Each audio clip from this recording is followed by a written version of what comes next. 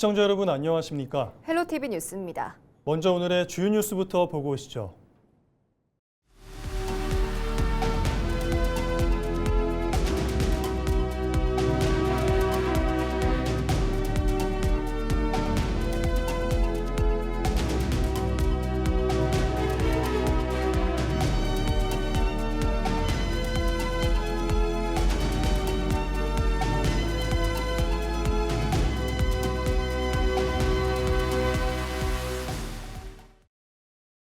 공사비 갈등으로 2년 동안 멈춰섰던 수도권 광역급행철도 GTX-C 노선이 마침내 공사 재개 궤도에 올랐습니다. 이 같은 반가운 소식에 경기 북부권 지자체들의 발걸음도 빨라지고 있는데요. 양주시는 양주역 정차를, 동두천시는 동두천 연장을 목표로 정부 및 민간 사업자와의 본격적인 협상 테이블을 준비하고 있습니다. 이지훈 기자입니다. 시공사와 정부 간의 공사비 갈등으로 첫 삽도 못 떴던 GTX-C 노선이 마침내 돌파구를 찾았습니다. 대한상사중재원이 총 사업비를 일부 증액하는 중재 결정을 내리면서 현대건설을 비롯한 시공사들이 현장 장비 투입과 사전 준비 작업에 착수한 겁니다. 여기에 4조 3천억 원 규모의 대규모 자금 조달까지 본격화되면서 연내 본공사 추진에 청신호가 켜졌습니다. 9월 착공 전망까지 나오는 상황. 사업이 정상 궤도에 오르자 그동안 숨죽였던 양주시와 동두천시의 교통 수건 사업도 뜨겁게 달아오르고 있습니다. 먼저 양주시는 신도시 개발의 중심축인 GTX-C 노선 양주역 추가 정차에 사활을 걸고 있습니다. 자체 분석 결과 이미 경제성이 충분히 확보됐다는 판단입니다. 저희가 목표하는 GTX-C 양주역 추가 정차를 하기 위해서는 지금 시점에서 결론을 어느 정도 내야 되는 시점입니다. 그래서 저희가 지금 그동안 추진했던 용역 결과를 가지고 지금 민간 사업자인 GTX-C 주식회사와 국토교통부를 찾아가서 지금 협의를 진행하고 있는 상태입니다. 동두천시 역시 본선 공사 재개 소식을 반기며 GTX 동두천 연장 카드를 다시 꺼내들었습니다. 자체 경제성 분석을 거쳐 사업성을 증명한 만큼 정부를 설득할 구체적인 카드를 쥐고 협상에 나서겠다는 전략입니다. 지금 GTX-C 본선이 다시 재개돼서 9월 착공을 목표로 지금 추진되고 있는데 거기에 맞서서 이제 연장도 다시 재개될 계획입니다. 다만 이제 GTX-C 연장 같은 경우는 동두천시만 하는 게 아니고 동두천시를 포함해서 총 6개 시가 같이 협업해서 진행하는 거기 때문에 그 6개 지자체가 같이 국토교통부랑 협의해서 다시 재개를 추진할 생각입니다. 2년 만에 리스크를 덜어내고 다시 달릴 준비를 마친 GTX-C 노선. 강남 30분대 상활권을 꿈꾸는 경기 북부 지자체들의 GTX 유치 경쟁과 협상력이 시험대에 오르게 됐습니다. 헬로티비 뉴스 이지훈입니다. 미군 번안 공여지 시민참여위원회가 9일 의정부시청에서 기자회견을 열고 CRC 관통도로 사용료의 즉각적인 폐지와 제도 개선을 정부에 촉구했습니다. 위원회는 의정부시가 공공도로인 CRC 관통도로를 사용하기 위해 매년 약 1억 5천만 원의 사용료를 부담하는 것은 국가안보를 위해 희생한 지역에 비용을 전가하는 불합리한 구조라고 주장했습니다. 또 특별한 희생에는 특별한 보상이 따라야 한다는 헌법 원칙을 강조하며 사용료 전면 무상화와 기존 사용료 보전, 반환공여지 정책 전면 재설계, 정부 주도의 CRC 개발 등을 요구했습니다. 위원회는 앞으로 특별법 개정과 국가 정책 개선을 위한 공론화와 제도 개선 활동을 이어가겠다고 밝혔습니다. 인천시의회가 구속된 의원에 대해 의정비를 지급하지 않는 내용의 조례 제정을 다시 추진합니다. 인천시의회는 최근 더불어민주당 김명주 시의원이 인천광역시의회 의원 의정비 활동비 등 지급에 관한 조례안을 발의했다고 밝혔습니다. 이 조례에는 의원이 공소 제기된 후 구금 상태에 있는 경우 구금된 날부터 의정활동비와 월정수당을 지급하지 않고 30일 이내에 출석정지 징계를 받은 경우 출석정지 기간에 해당하는 의정활동비와 월정수당을 각각 2분의 1씩 감액하는 내용이 담겼습니다. 다만 의정활동비와 의정수당을 받지 못하거나 깎인 의원이 법원의 판결에 의해 무죄가 확정되거나 징계 처분이 무효 또는 취소로 확정되면 지급하지 않은 의정활동비와 월정수당은 소급 지급하도록 했습니다. 앞서 국민권익위원회는 지난 2022년 12월 전국 지방의회에 해당 조례 제정을 권고했고 인천시의회도 전자칠판 리베이트 사건을 계기로 지난해 조례안이 발의됐지만 당시 판결이 확정되지 않은 상황에서 지급을 중단하는 것은 법치에 어긋난다며 의회 운영위원회에서 보류했습니다. 지난해 말 콘크리트로 덮여있던 부평 굴포천이 시민들의 품으로 돌아왔죠.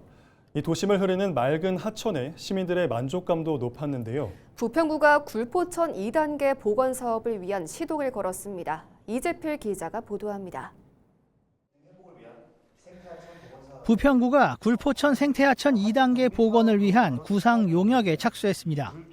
굴포천 2단계 복원 사업의 계획과 타당성, 그리고 재원 조달 계획 등을 종합적으로 검토하는 것이 목적. 예상 복원 구간은 부평 일동 행정복지센터부터 백운 쌍굴까지 1.45km입니다. 검토도 해야 되고 주민들의 의견 수렴도 다양하게 더 들어야 되는 과정도 있을 겁니다. 용역사에서 보고해 주시는 내용 잘 듣고 좋은 의견 주시면 저희들이 그걸 귀담아 듣고 의견 많이 반영할 수 있도록 노력하겠다는 말씀 드리겠습니다. 콘크리트로 덮여있던 1단계 구간은 지난 2025년 성공적으로 복원됐습니다. 지난 2017년 굴포천 생태하천 복원사업 기본계획이 수립된 지 약 8년 만의 성과였습니다. 구는 2단계 복원으로 지역을 관통하는 수변 녹지축을 조성해 지역경제 활성화를 이끄는 한편 부평공원, 부평미군기지 이전 부지를 잇는 생태축을 구성한다는 방침입니다. 굴포천 2단계 복원은 차준택 부평구청장의 핵심 공약이기도 합니다. 구는 내년 3월까지 용역을 진행할 계획이며 이후 용역 결과에 맞춰 단계별로 사업을 추진한다는 방침입니다. 헬로티비 뉴스 이재필입니다. 김용석 대강위원장이 9일 오전 인천 2호선 고양 연장 사업 대상지인 김포를 방문한 가운데 이기영 김포시장과 지역 국회의원들이 사업의 조속한 추진을 요청했습니다.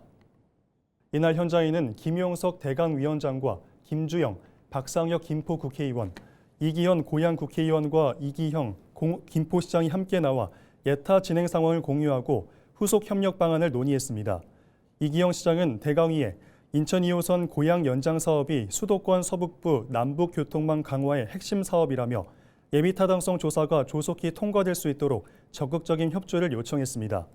김용석 대강위원장도 오랜 수건 사업인 만큼 인천시와 경기도의 긴밀한 협력과 적극적인 대응이 필요하다며 사업 추진에 힘을 실었습니다.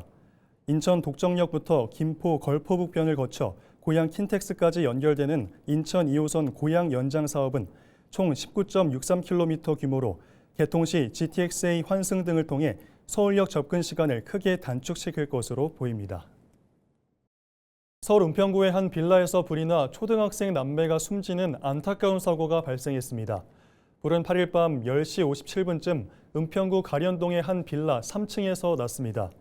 이 불로 집에 있던 초등학생 2명이 심정지 상태로 구조돼 병원으로 옮겨졌지만 끝내 숨졌습니다. 또 빌라 주민 9명은 스스로 대피했으며 2명은 연기 흡입 등 경상을 입고 병원으로 이송됐습니다. 소방당국은 펑하는 소리와 함께 불이 났다는 이웃 신고를 받고 출동했다고 밝혔습니다. 현장에는 인력 82명과 차량 23대 등이 동원됐으며 불은 화재 발생 약 50분 만인 밤 11시 47분쯤 완전히 꺼졌습니다. 소방은 정확한 화재 원인을 조사 중입니다.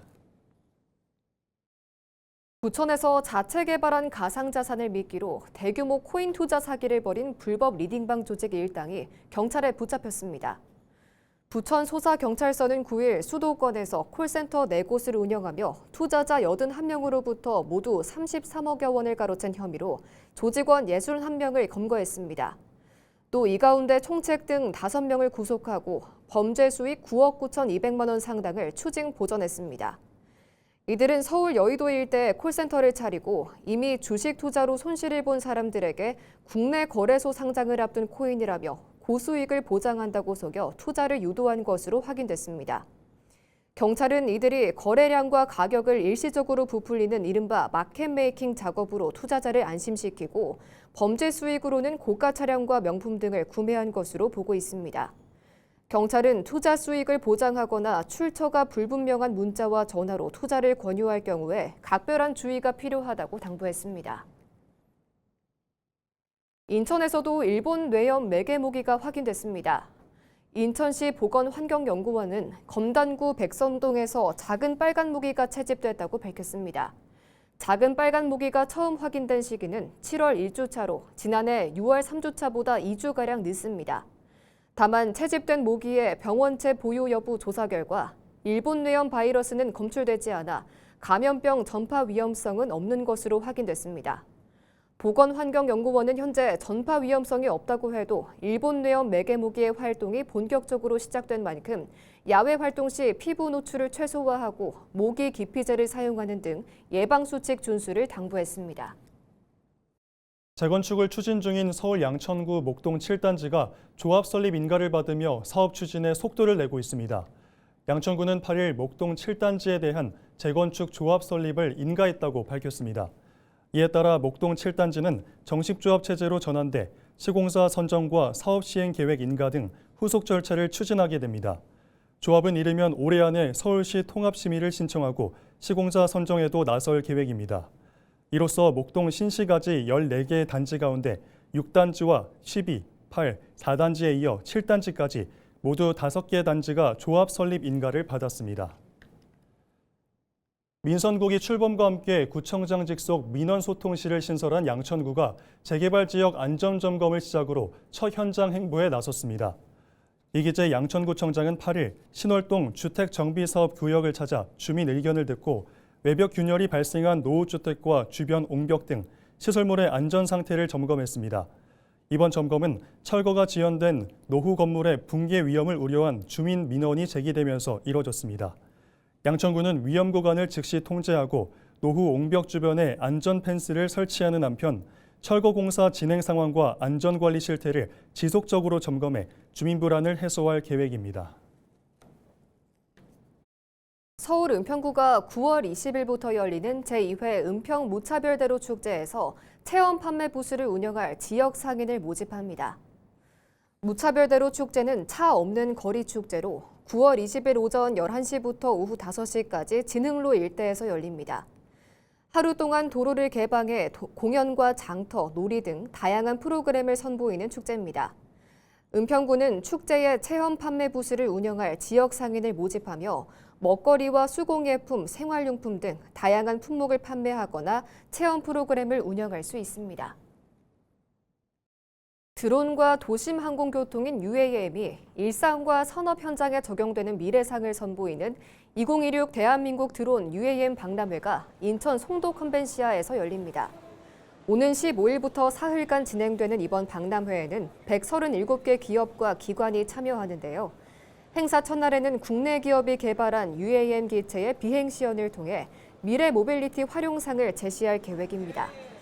또 박람회 기간에는 글로벌 동향과 진출 전략을 논의하는 드론 컨퍼런스와 400여 개 회원사가 참여하는 드론 산업 얼라이언스 총회 등도 열립니다. 특히 15일과 17일 오후 8시에는 수천 대의 드론이 송도 달빛축제공원 밤하늘을 수놓는 불꽃 드론 라이트쇼도 펼쳐질 예정입니다. 인천시 계양구가 생애 마지막까지 주민이 살던 곳에서 생을 마무리할 수 있도록 지원하는 지역사회 생애 말기 통합돌봄 지원 사업을 추진합니다. 이번 사업은 보건복지부 공모사업에 선정돼 추진하는 것으로 계양형 의료 요양 통합돌봄을 생애 말기까지 확대하는 내용을 담고 있습니다. 계양구는 이를 위해 8일 인천시 사회서비스원과 인천평화의료복지 사회적 협동조합 등 7개 유관기관과 업무 협약을 체결하고 사업 설명회도 열었는데요. 앞으로 의료 서비스와 일상 돌봄, 입원 연계와 심리정서 지원, 임종 지원 등을 유기적으로 연계해 대상자와 가족에게 통합 돌봄을 제공할 계획입니다. 계양구는 지난 상반기 통합 돌봄 전담팀을 신설해 이미 343명의 주민들에게 749건의 맞춤형 서비스를 제공한 바 있습니다. 인천시 교육청이 올 하반기부터 학생건강증진센터 기능을 확대합니다. 학생건강증진센터는 보건실 중심인 학생건강관리를 더욱 체계적으로 하기 위해 지난 4월부터 운영을 시작했는데요. 오는 2학기부터는 초중 고교를 대상으로 비만과 당뇨 등 생활습관병과 면역질환 예방을 주제로 다양한 찾아가는 교육 프로그램을 운영합니다. 또 학부모 교육을 진행하고 보건교사 역량 강화를 위한 교재 개발도 추진하는데요. 특히 신체 건강을 넘어 정신과 마음 건강까지 통합해 관리 지원하도록 체계를 새로 구축할 방침입니다. 실태 조사를 기반으로 도박과 약물 중독 예방 교육을 비롯해 정신건강 위기 학생 발굴 등의 역할도 할 예정인데요. 몸과 마음 건강에 대한 실태 조사와 상담, 예방 교육, 치료 등이 유기적으로 연계될 것으로 교육청은 기대하고 있습니다. 보육과 피해 지원금 신청이 최종 마감된 가운데 부천시 전체 신청률은 97.7%, 저소득층 신청률은 99.1%를 기록했습니다. 공식 신청 접수는 마감됐지만 가구원 변동 등으로 신청하지 못한 경우 현장에서는 16일까지, 온라인으로는 17일까지 이의 신청이 가능합니다. 지급된 지원금은 다음 달 31일까지 사용할 수 있으며 기한이 지나면 잔액은 모두 소멸합니다. 한국건강관리협회가 보건복지부와 중앙사회서비스원과 손잡고 사회서비스 종사자의 건강보호와 안전한 근무 환경 조성에 나섭니다. 한국건강관리협회는 9일 보건복지부, 중앙사회서비스원과 사회서비스 종사자 건강보호 및 안전한 서비스 환경 조성을 위한 업무 협약을 체결했습니다. 이번 협약은 사회서비스 현장에서 근무하는 종사자의 건강을 보호하고 마약류 검사를 포함한 검진 체계를 강화하기 위해 마련됐습니다. 협약에 따라 지역 자율형 사회서비스 투자사업 종사자와 중앙사회서비스원 소속 종사자 등 약 4만 명을 대상으로 마약류 검사와 국가종합검진 우대 서비스를 제공합니다. 한국건강관리협회는 전국 17개 지부의 검진 네트워크를 활용해 종사자들이 보다 편리하게 검사를 받을 수 있도록 지원할 계획입니다. 신은경 의장 체제로 출범한 제10대 은평구의회가 전반기 원구성을 완료했습니다. 비교적 원만하게 상임위원장 배분까지 마치며 협치의 첫 발을 내디뎠는데요. 제10대 은평구의회는 더불어민주당 10명, 국민의힘 9명의 여대 야소 구도 속에서 의장을 포함한 의장단 4석 가운데 민주당이 3석을 차지하며 민주당 주도로 출발하게 됐습니다. 손성혜 기자입니다. 전체 의석 19석 가운데 1석 차이로 더불어민주당이 다수당인 10대 은평구의회. 상임위원장 3석은 더불어민주당이 2석, 국민의힘이 1석을 가져갔습니다. 행정복지위원장에는 더불어민주당 이경구 의원이, 재무건설위원장에는 국민의힘 황호진 의원이 선출됐습니다. 행정복지위원장으로 선출되어 기쁜 마음보다는 중책을 맡았다는 책임감이 더 크게 느껴집니다. 의정활동을 더욱 열심히 해보라는 뜻으로 알고 하나씩 배워가면서 열심히 직분에 다하겠습니다. 재무건설위원회라는 자리는 예산과 재정, 그리고 교통, 주택, 안전, 여러 가지 지역 주민의 삶에 가장 밀접한 상임위원회 중 하나입니다. 따라서 저는 이번에 위원장으로서 양당의 그런 정쟁을 떠나가지고 항상 협치할 수 있는 의견을 다 모아가지고 의정활동을 잘 이어갈 수 있는 그런 위원장이 되고자 합니다.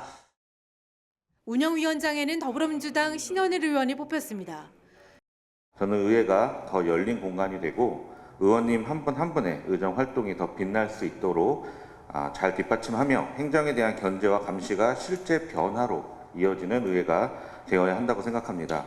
그리고 그 결과가 국민들께 잘 전달이 돼서 국민들께서 은평구의회가 정말 열심히 제대로 일하고 있구나, 우리 삶의 변화가 만들어지고 있다고 느끼실 수 있도록. 지난 9대 때 여야 간 위원 배분을 둘러싼 갈등으로 안건 처리가 보류됐던 윤리특별위원회도 구성됐습니다. 윤리특별위원회는 지방의원의 윤리심사와 징계를 담당하는 특별위원회로 전반기 위원장은 김송희 의원이 맡게 됐습니다. 제10대 은평구의회는 오늘 16일부터 열리는 임시회부터 집행부 업무보고와 안건 심의에 들어갈 계획입니다. 여야 간 협의로 큰 잡음 없이 윤리특별위원회 구성까지 마치며 의정활동에 첫 발을 뗀 제10대 은평구의회. 원구성은 마무리됐지만 견제와 균형이라는 지방의회 본연의 역할을 얼마나 충실히 수행할지는 앞으로의 의정활동을 통해 평가받게 됩니다. 헬로티비 뉴스 손성혜입니다.